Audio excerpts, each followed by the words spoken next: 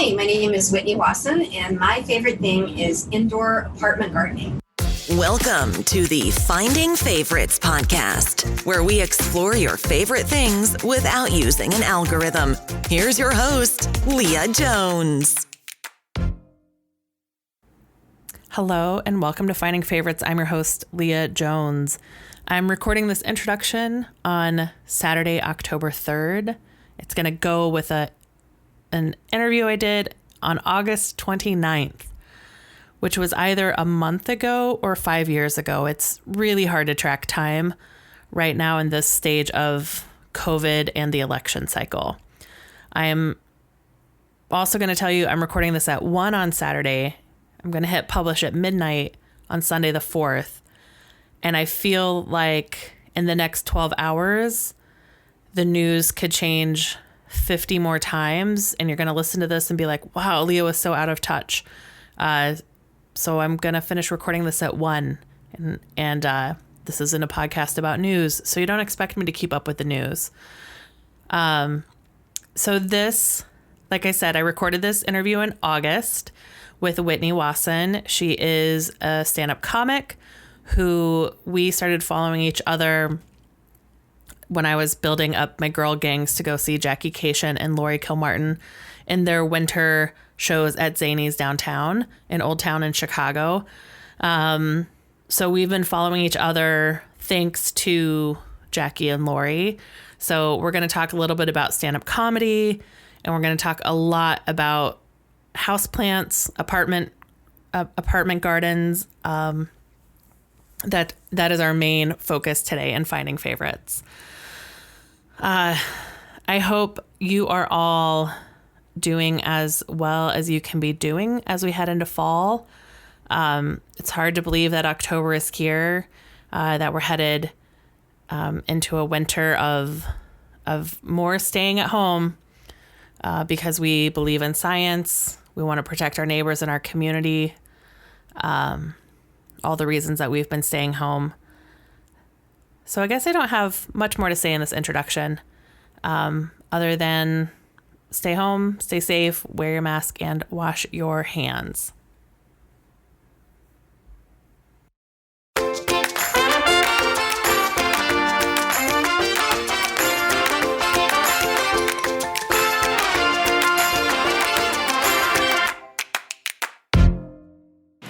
Hello, and welcome to Finding Favorites. This is a podcast where we talk to people about their favorite things and we get recommendations without using an algorithm.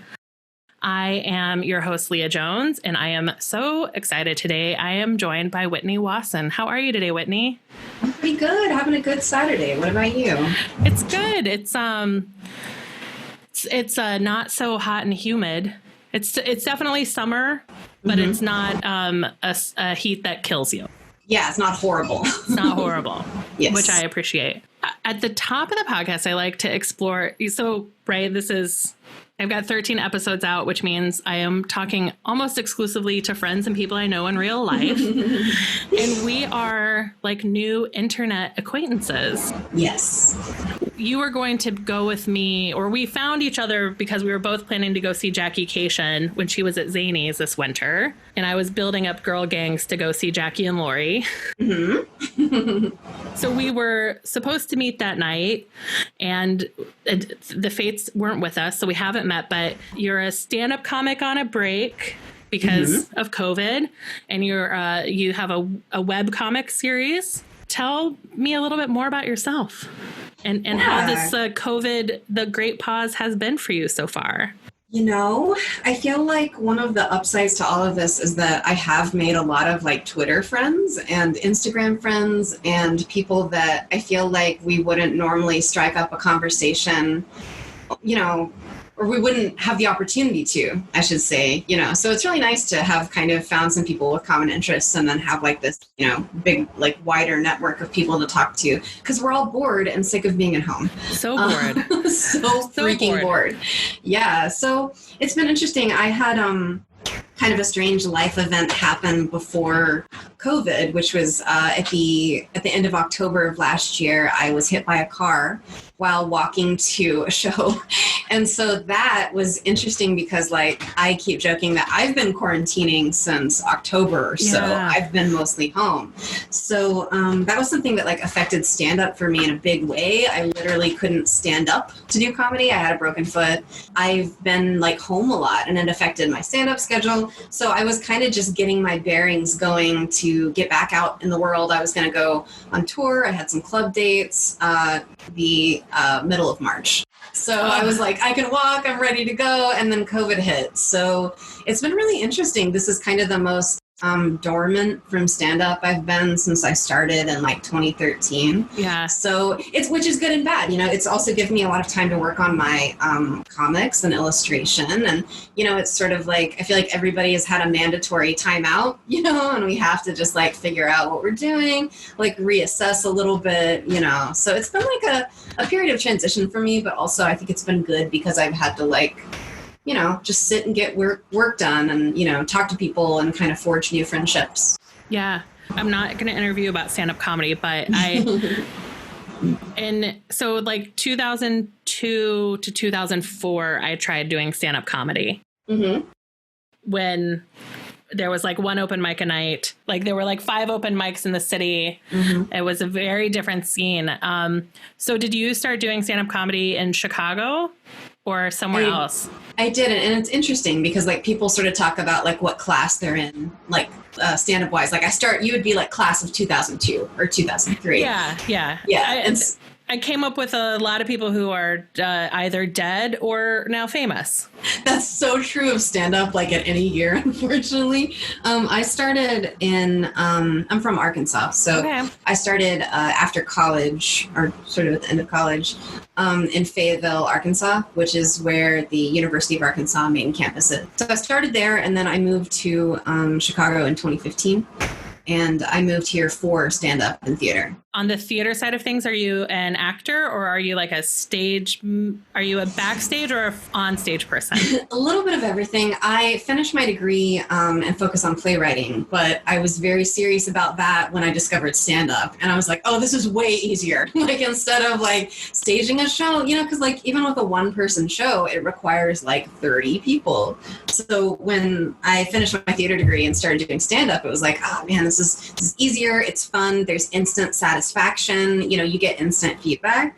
So yeah, I moved here and got a theater job at a storefront theater that has since passed on. I worked at American Theater Company doing their marketing. And so my goal was to have like a theater day job and then at night do comedy. Yeah. So, but I've done a little bit of everything with stand-up and with theater. I've been front of house, back of the house, you know, the star, the stage manager. Yep.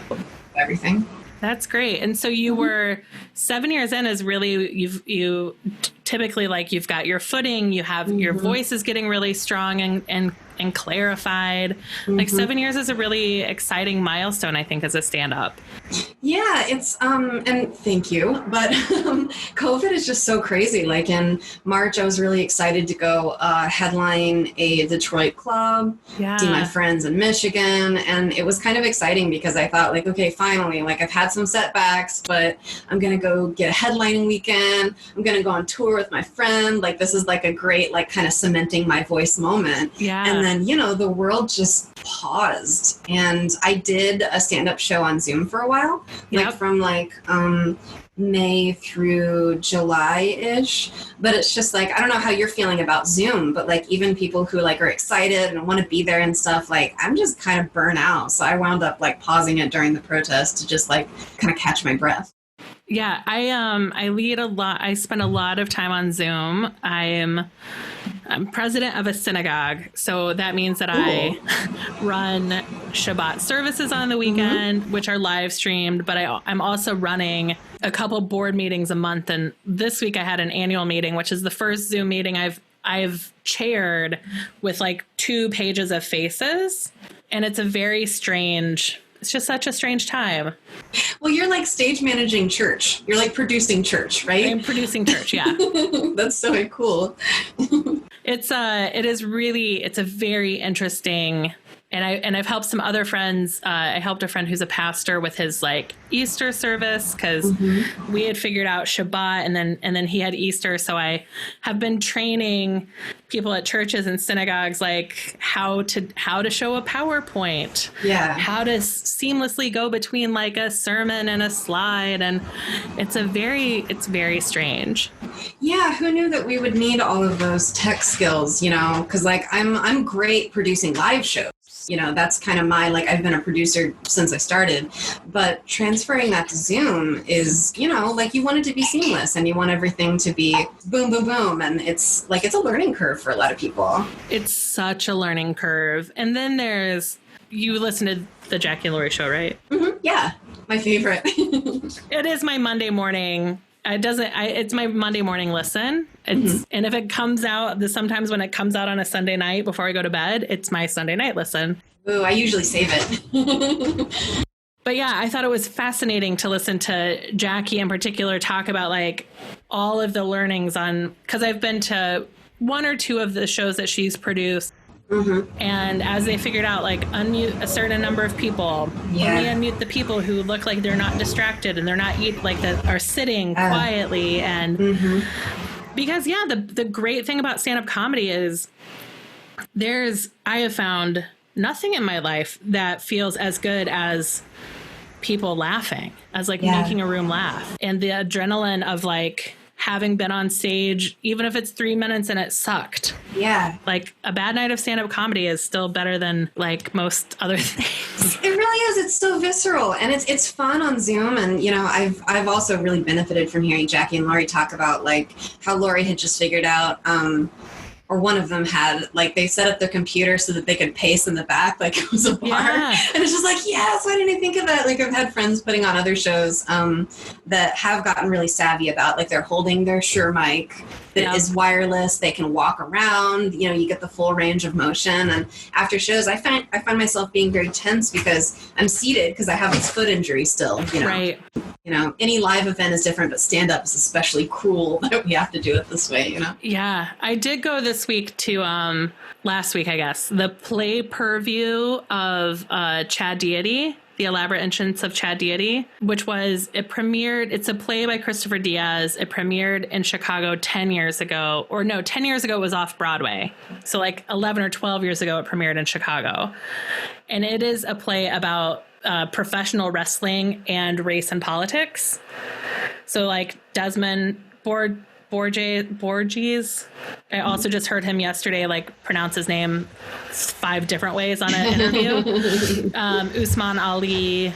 So they played 2 of the wrestlers, and they did a Zoom reading of it, and it was fascinating how they translated this play about wrestling, which is a very physical staged performance, and made it work on Zoom, and how they did some punches between, and like one guy would punch and then the other guy would go flying across, you know. That's a lot of choreography. It was a lot of choreography, but I think it's so hard to figure out. Yeah, it's interesting. It's neat to see people really, really do it well. I'm also the marketing director for a new theater company that kind of sprang up in all of this. It's called Rachel Lynette Theater Company. But Rachel is super smart at having actors in only a few rehearsals figure out how to do entrances and exits and hide their video. So when someone comes on, whoop, their video comes up. Yeah. And it's like, okay, this is theater. Like I am, you know, they can, you know, it's sort of like taking a punch in another screen is really hard to do. So it's amazing when actors just like snap to it. Yeah. Yeah. And it just takes a few people. Like, it's one of those things that once you see it done, you can start to imagine how to do it. And so I think that's what it has taken, is to see, you know, Jackie figuring it out. Like, okay, unmute 10 people, or Chad Deity saying, here's how you throw a punch between 2 Zoom, or you said it was Rachel Lynette. Yes. The theater. Yeah. Yeah. And how do you train your actors to also handle the tech of it and be like,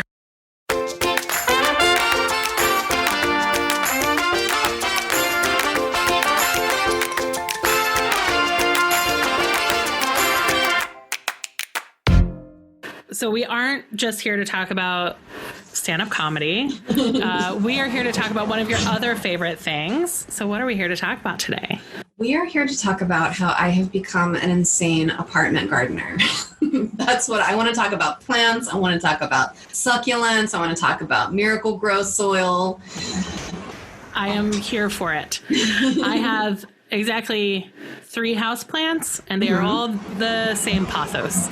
Oh, they're so hardy, though. Like, they're survivors. That is why it's the only plant I have.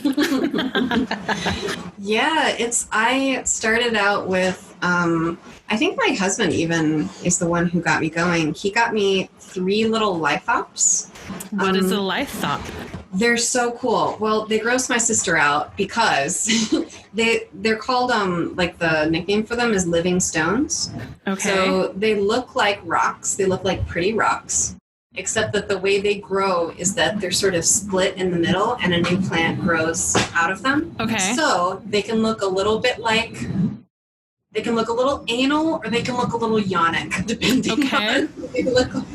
So, but they're really pretty. They look alien, you know? Yeah. Basically like a plant that looks like a rock with a split in the middle. And are those succulents?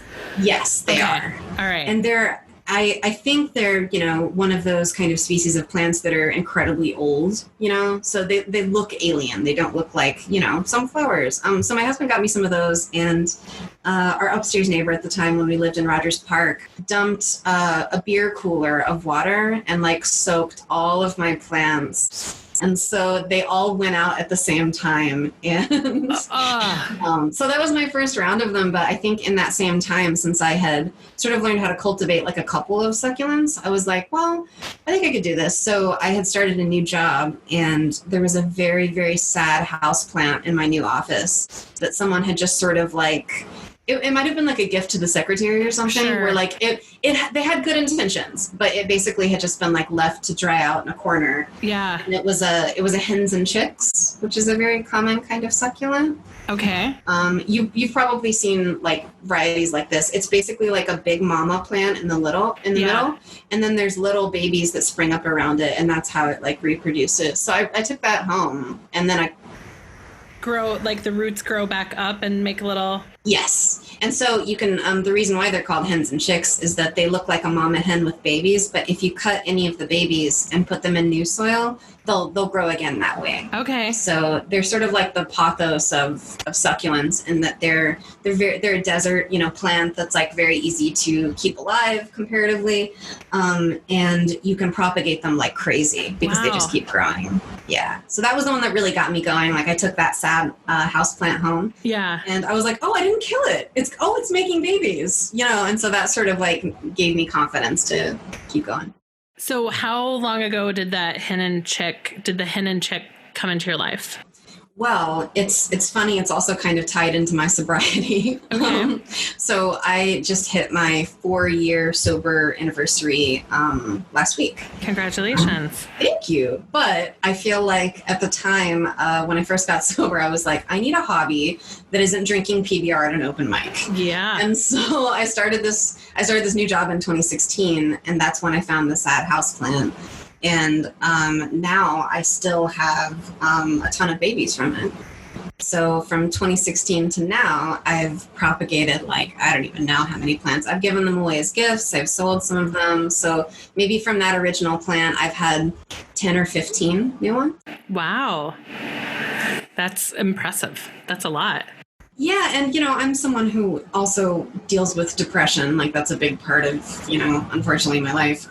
But I think that, like, at my bleakest moments, it was sort of like, okay, well, I'm doing a mediocre job at keeping myself alive. Maybe if I fixate on, okay, I got to keep this plant alive, then that's like a nice external, you know, like, hobby that gets me out of my head. So that's kind of how that started. So 4 years ago, you bring home a sad houseplant. Did you ever take one of like the healthier chicks like back to work and say, look what I did?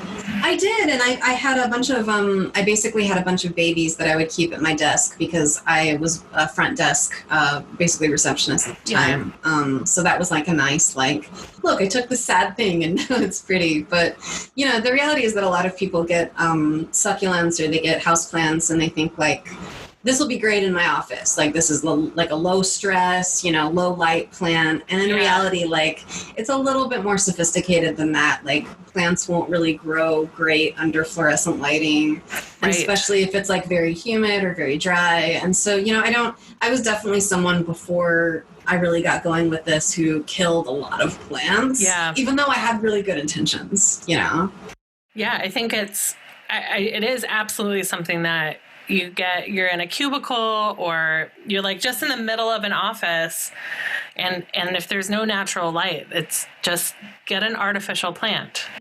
Yeah, and they look better and they won't die. And, I think a lot of people like have lofty ambitions, or worse, it kills me all around Chicago. I'm sure you've noticed this too. Like, if I'm riding on the train or if I'm like walking, by somebody's apartment complex, I just see like roasted plants that like obviously haven't been touched. And it's like, oh my God, at least take the dead corpse of that plant out of your window. Right. I'm sure I've been that person in the past. Yeah, me too, for sure. But now I know better. So. Yeah. Had outdoor plants. Your neighbor murdered them all. Yes. And then you murdered the neighbor.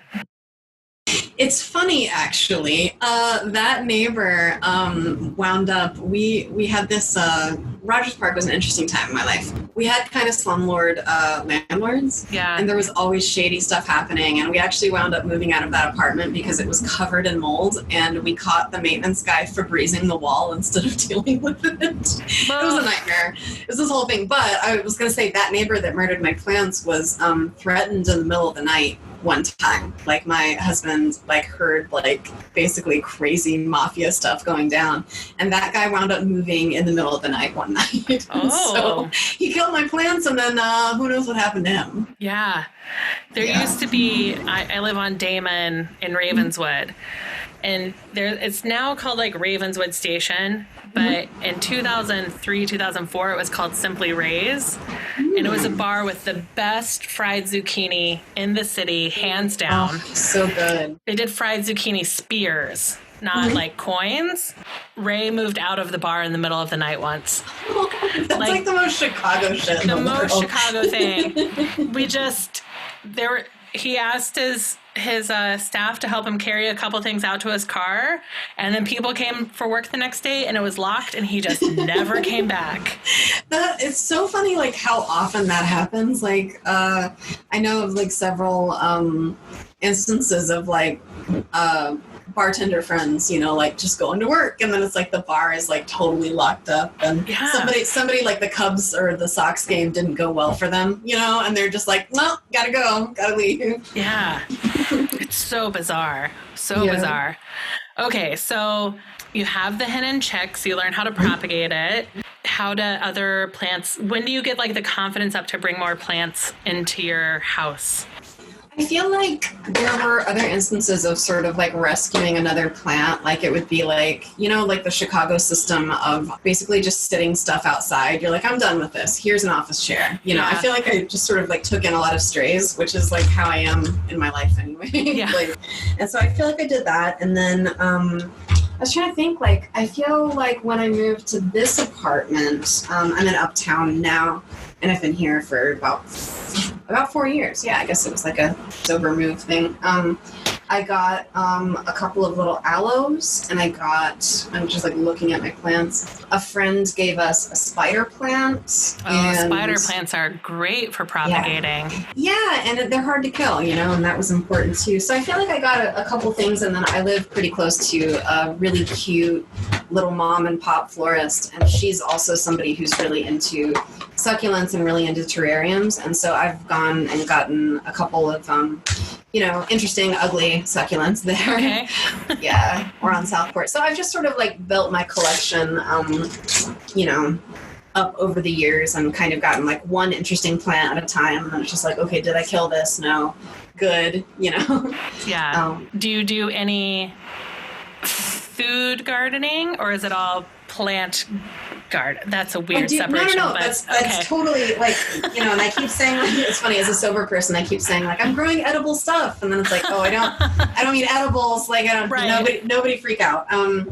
But yeah, I love bell peppers. They're just like one of my staple things that I've always like eaten. Like my mom, even one time, she found this insane bell pepper clock for me at this thrift store, and she's like, "Here, number one pepper person." So I'm really into those. And in the quarantine, I feel like, I guess it was like before March, I was like, you know what? I'm gonna plant some bell pepper seeds, and I'm gonna see like what happens. Yeah. With that. So I wound up, I just planted some bell pepper seeds, and I have since grown bell peppers in my living room. Yeah. So I actually have. Yes. Yeah. I'm kind of like I'm off like a major street, and so I don't have like a yard or I don't have a back porch or anything, so it's all indoors. But yeah, so I'm especially proud that I planted these little seeds and then they grew up. Yeah. And have you had some bell peppers yet this summer? Are they still ripening, or? I had one big one, and so I was very proud. I kept posting pictures on Twitter of my like pepper progress. So it grew to like about like maybe 4 inches, really small, but still it was like red. It looked like a pepper. And so I cut that up and I actually pickled that recently. That was my first like harvest. It's like one little pepper. Okay. But then I've planted some more stuff, and I'm doing one of those like vegetable subscription boxes now. Yeah. And so I'm just, yeah, and it's whatever, like, but I've been saving the seeds because I keep thinking like I'm actually going to do it the right way and like plant things and, you know, harvest them right and all that. Yeah, I did. I signed up for Nichols Farm this year, and it's the first year I've ever done a CSA, and it is as relentless and stressful as I imagined it would be. And you're lucky that you're married and you have another person to help eat the vegetables, because it's just, there have been a couple weeks where I've just called friends. I'm like, you just have to take all of them. I can't look at another fresh vegetable this week. I can't imagine what to do with more sweet corn. Yeah. I've eaten so much sweet corn this summer, and I love sweet corn, but it is relentless. Yeah. But in like every meal, you know, it's like, okay, I can't have corn for breakfast, lunch, and dinner. Yeah, we're doing like Misfit Market, sort of like Imperfect or whatever, and I think the whole reason that I've stuck with it is that I get to pick what's in it. And so It's been really nice to like, okay, I need a bunch of potatoes, and then those won't go bad, you know, and then like zucchini and stuff that isn't, like, because I've also gotten weird stuff like nectarines or a couple of like types of plums, and it's just like, it's 50-50 on whether it arrives in the Chicago heat, you know, and isn't it's gross. Still edible, yeah. Yeah, with apartment gardening in general. It's very like, I'm going to try this and see what happens, you know, like I've definitely still, like I've planted a bunch of like apple seeds and some kind of citrus something, and like they haven't budged at all. And so if that doesn't happen, then it's okay. I'm in no way able to like grow my own food or fruit or anything, you know? Yeah. I did a celery stock, a celery heart and water, you know, at the beginning of quarantine, because I was like, oh, this is so responsible. And I was just like, there's like one celery leaf on it, and it's... Yeah, and people say like, oh, you just take the avocado pit and you plant it, and I'm just like, that is not how that works. Like, it's a very delicate, like, plants are sophisticated. Yeah. We're lazy, you know what I mean? Like, yeah. I'm like, I would be, if I had a kid, I would absolutely be doing the thing where like it's all in a pan of water and the roots but like as an adult. Without kids, like why? Yeah, you've got bills to pay. You got coffee to make. And I have meals to eat that need more than one leaf of celery. Exactly. And I'm definitely not the type that's like making an Instagram account, like making it all cute. Like life is too hard. You know, I have depression. It's like I water it. Great. Like, that's kind of as good as it gets.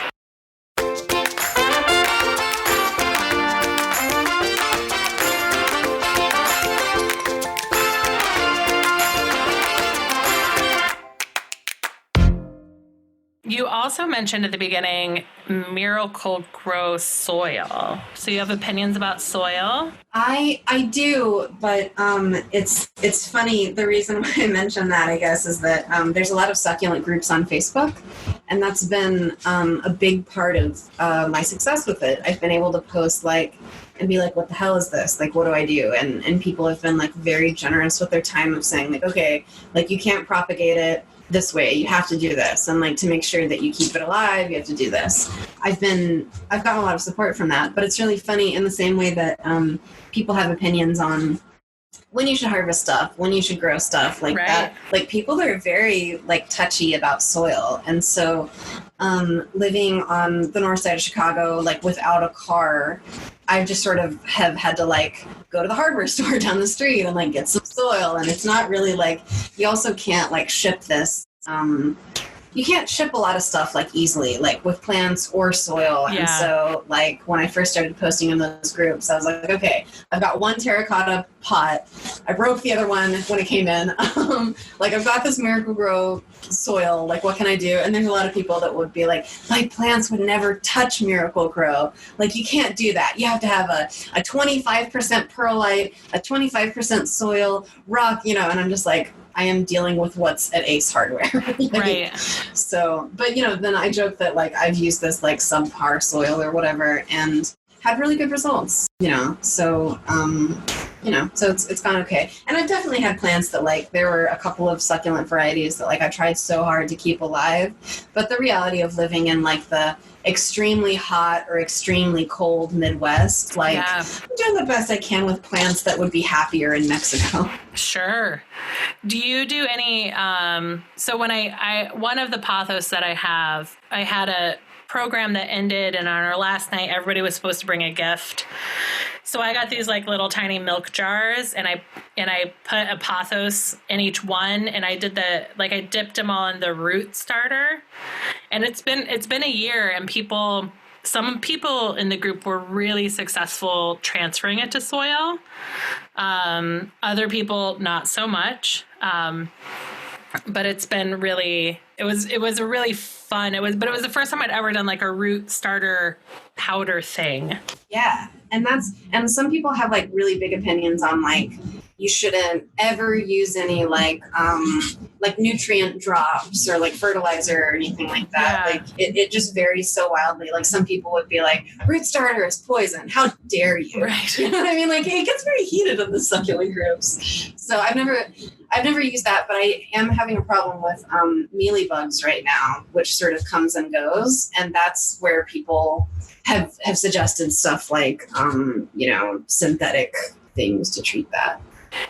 Are mealybugs a soil problem or a leaf problem? Both. If you've ever seen a house plant, or especially like a cactus with any like white webbing on it anywhere, yeah, that's mealybugs. And it's sort of like a parasite that's like fungus or something where as soon as you have it, it becomes like a problem that can infect like your whole garden.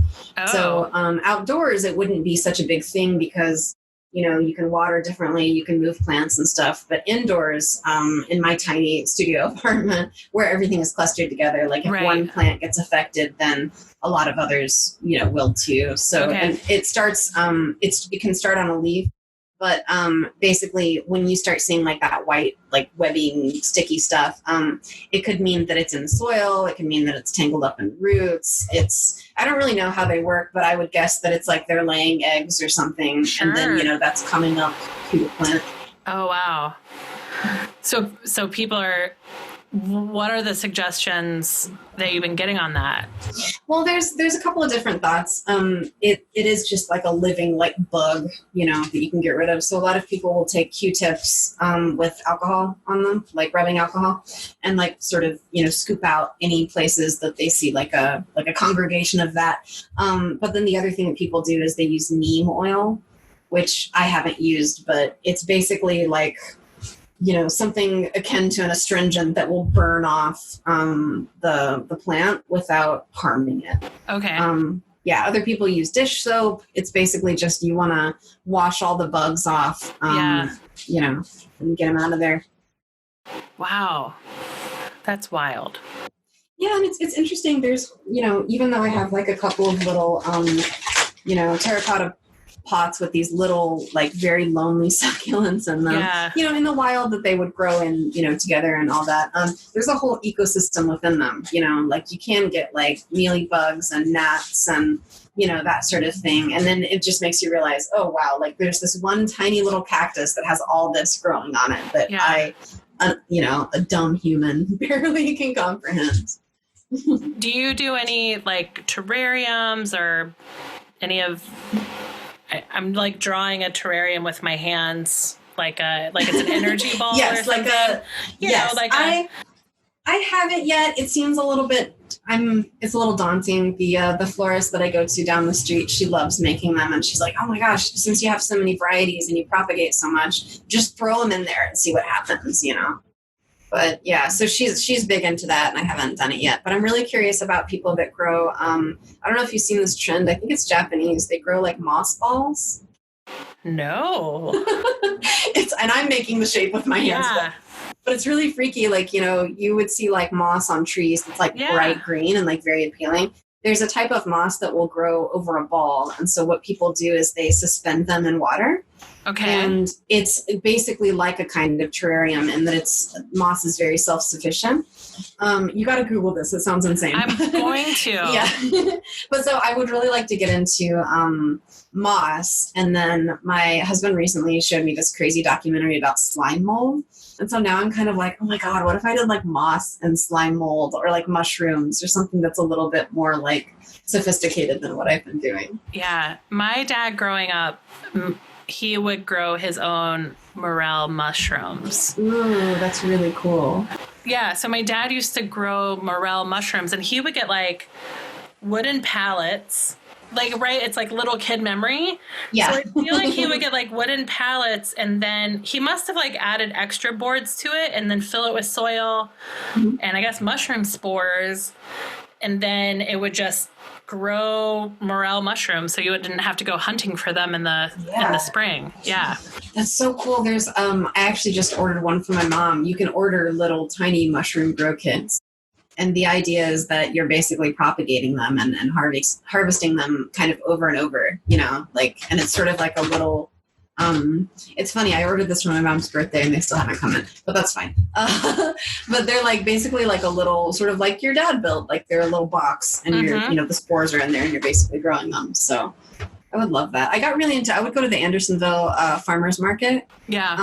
And there was a really good mushroom guy there. And so I got really into getting like lion's head mushrooms and a couple of like freaky varieties that are really good. So maybe mushrooms are going to be my next thing. I'll have to ask your dad when I get around to it. I could see mushrooms being a really good indoor, not a fruit, indoor plant. Yeah. I'm sure that there's somebody in like in an apartment garden somewhere in Wrigleyville, like growing like magic mushrooms in their garden level, just like, I'm sure with the lights. Yeah, I suspect that's true. And then do you do any like do you have any like basil or any like herbs, or is like the bell pepper the main food item? The bell pepper is the exciting item right now. I actually have like I can see from here like 4 little peppers growing, which is exciting after my first one.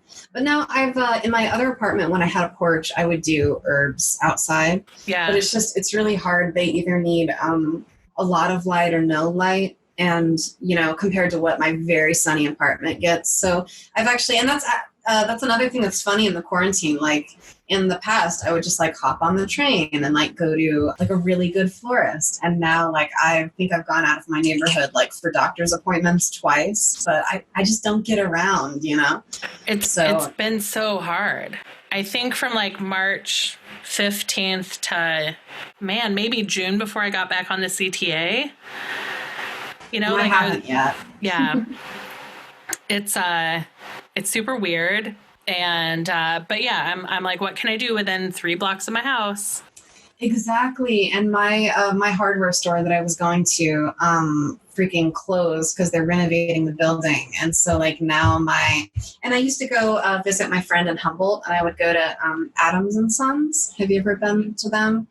Oh, they have like the best plant store in the world. It's like you walk in and they have like this whole like cactus room. Yeah. And it's one of those sort of old school Chicago places where it's like, I think it was probably one big old building and then they just added another building to it. So basically you walk in and there's just like rooms and rooms of plants. Oh, wow. And so I used to like go visit my friends and pop in there all the time. And now I'm popping in nowhere. Like we go and get tacos down the street. I don't know if you can hear my husband munching tortilla chips nearby. But we sort of have, I don't know, you probably do too in Ravenswood, this like little block of your, like, this is my activity, you know? Yeah, I have, the CVS is like 3 blocks away. The Mariano's is 4. And then in between that, I've got a couple coffee shops that I might pop into. I've got a brunch place that I'll get brunch to go. I know, you can't even go to your brunch place anymore. That's like, so like I would go to both. I used to live by the old one, but I would go to Ann Sather and get some cinnamon rolls, you know, and it's like, I can't do that anymore. Yeah, it is really weird not to just how, because I have this theory of Chicago that is less true when you're going to open mics, but like in my non-comedy years is like essentially your life is shaped like a dumbbell. So there's like an orbit around where you work and there's an orbit around your house and then there's the way the CTA connects the 2 places. Yes, exactly. And to have like the whole work side of that cut off and you're just like, okay, I guess I just live in this very small part of Chicago now. Yeah, no, that's absolutely true. I used to, I was laid off from my job last year, like a long-time office job that I had, and they had moved. I had moved to a different part of the company, and so I was working on division.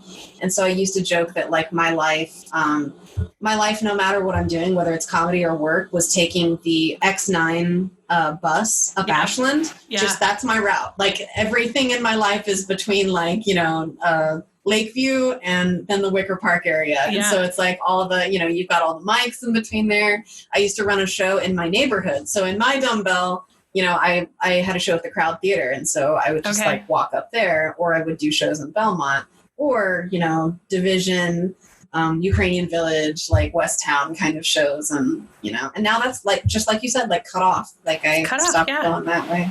Yeah. Yeah. It is. Weird. So it is the strangest thing. And once I got this car, I called a friend and I was like, do you just want to go drive up and down Lakeshore Drive and see if the downtown is still there? That sounds amazing. Congrats on your car, by the way. That's huge. I've considered getting one too because of all of this. Like, oh.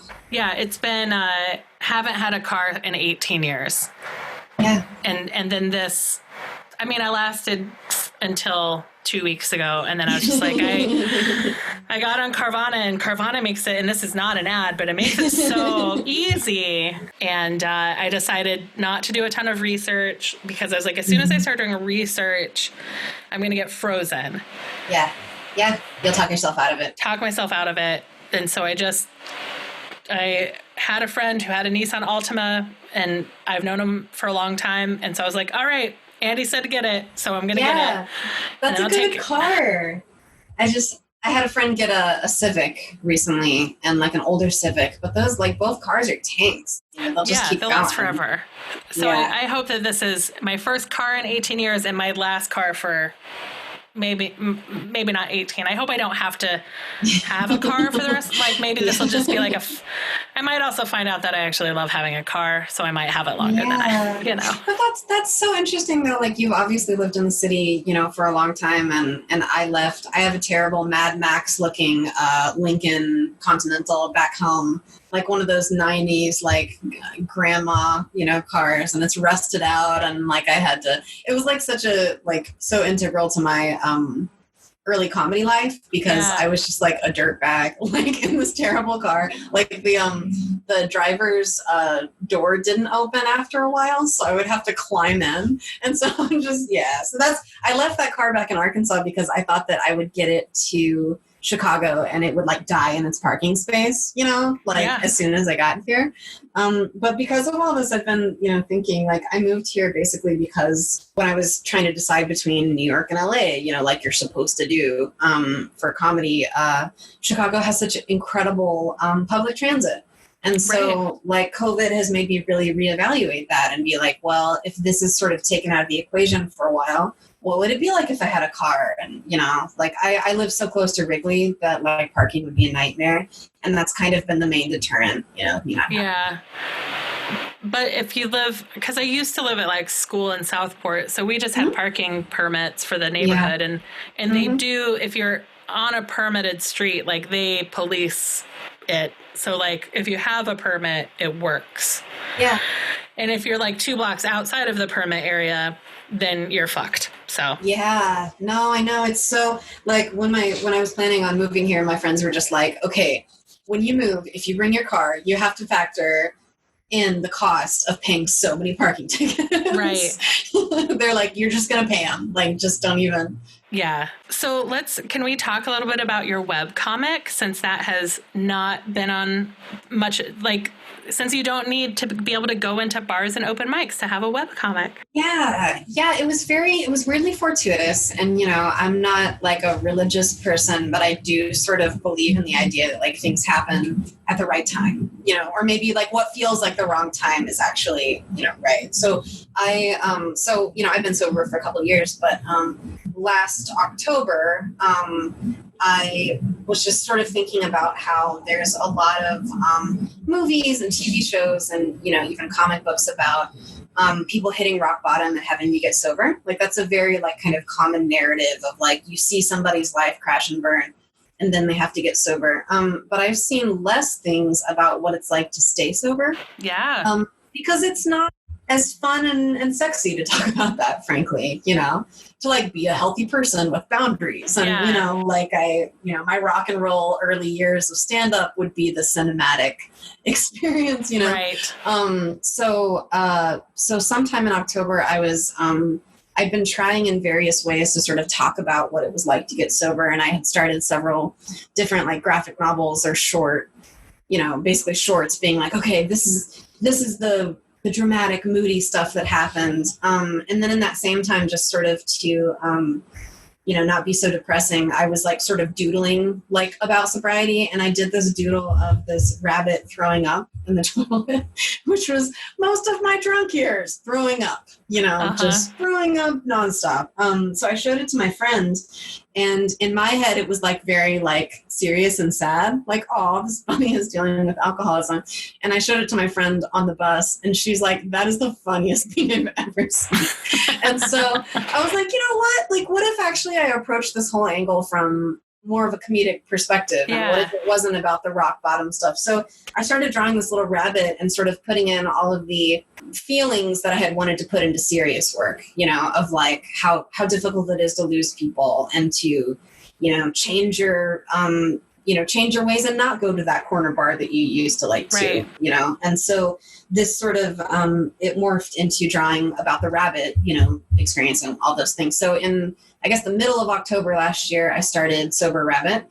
And it's very basic. It's, what happens when you get sober. So the rabbit doesn't really even have a name other than Rabbit. And you see him and his friends like Brenda the pigeon. And there's a dog named Artie. There's a squirrel named Shelby. You see basically these other little animals dealing with mental illness and addiction and just sort of the things that happen around that, like losing people and changing your patterns. And so it's very simple. And I post a new comic to Instagram every Friday. And in the first couple of months of it, it was just sort of establishing characters. But at this point, coming up on a year, I'm starting to move into longer story arcs and sort of more complete, ideas versus like one-offs.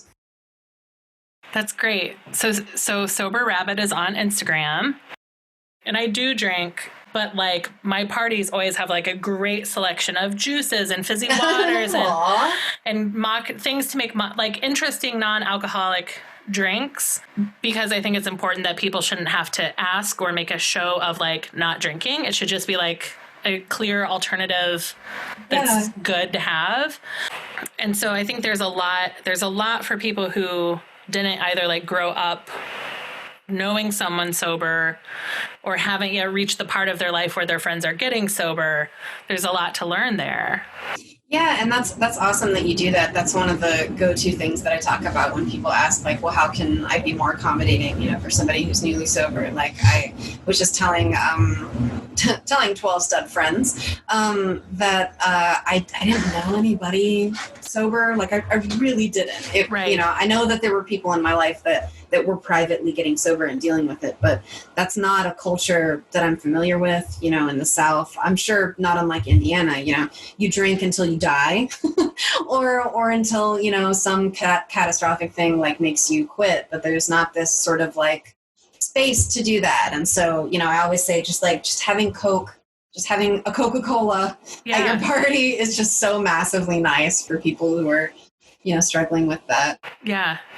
And have it, and having a Coke is a nice place to start. Mm-hmm. But like, buy as many interesting, and now that there's like, so many fizzy waters. Yeah. There are so many there's so much more than just soda available now that there wasn't. Like, my dad just drank tonic water for years because it was like, if you didn't want to have a regular soda or water or milk, like in the 80s and 90s, like, what else was there to drink? Yeah. Yeah, and it's funny to go to bars now and they have like LaCroix just because it's popular.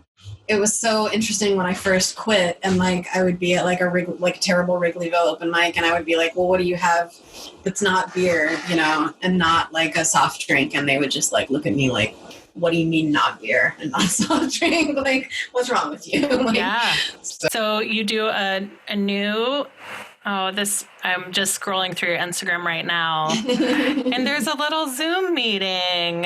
Yeah, I draw. It's so funny. I was just, I think I joked about it in the comic, but like for the time being, whenever I depict 12-step meetings, I'm going to have to draw Zoom meetings, because that's what we're working with. Yeah, and I know that just like with comedy, people are trying to find, and obviously, God, like going to a meeting for your sobriety or your eating disorder is like way more serious than trying to go to a mic. But I know that a lot of people are like sort of making those same decisions of like, is it important for me to go in person? And then if so, like, how can I be safe about that? Yeah. So I really applaud anybody that's trying to figure out like 12-step meetings outside. Cause like, I get it. I miss them too.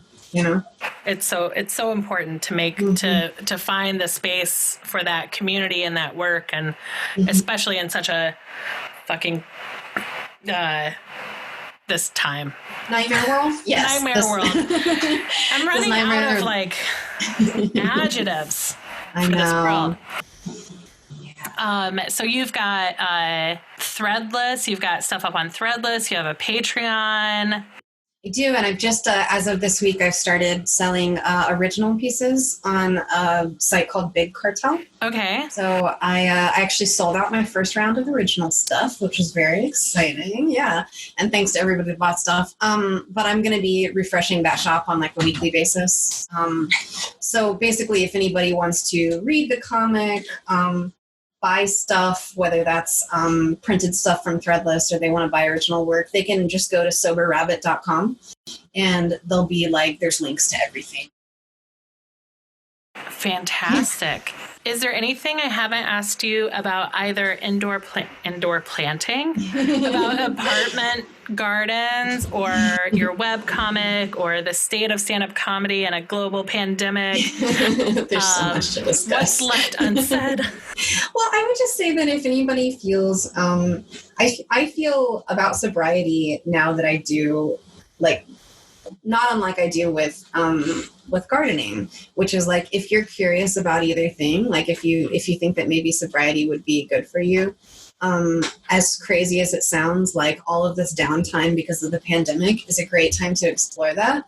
And I feel like putting your hands in the soil, measuring pH levels, getting right levels of sunlight, it's a really great hobby that you can fixate on, and you're growing stuff. Yeah. So for me, it's so linked to getting sober and being healthier, being like, well, why don't I like make something? Like, why don't I have something that I'm cultivating, So it's a big joke to say like, oh, get a kind of cactus that you can't kill And I do want to like say for the record, it's really easy to kill a cactus. It's so easy. Maybe like a pothos instead, or maybe like a snake plant, But I would just say, like, if anybody's curious about gardening, that they should dive into it, because especially like because of Facebook groups, because of even Instagram groups, there's so many different resources online for growing plants that it becomes like a really cool, engrossing hobby. I love it. Thank you. It does make me want to do a little bit more careful care of my... I mean, I have pothos because they are impossible to murder. But I do need to do... I think I'm looking at one that I do think is probably ready for like a pot split soon. Well, Whitney, this has been a delight. I'm real grateful for Jackie-cation fandom bringing us together. Yes. Let's hang out in real life sometime. Yes. When we can. Yes. After the inauguration, if not sooner. Fingers crossed. Fingers crossed. Awesome. Well, have a great afternoon. Yeah, you too. Thank you. Thank you for listening to Finding Favorites with Leah Jones. Please make sure to subscribe and drop us a 5-star review on iTunes. Now, go out and enjoy your favorite things.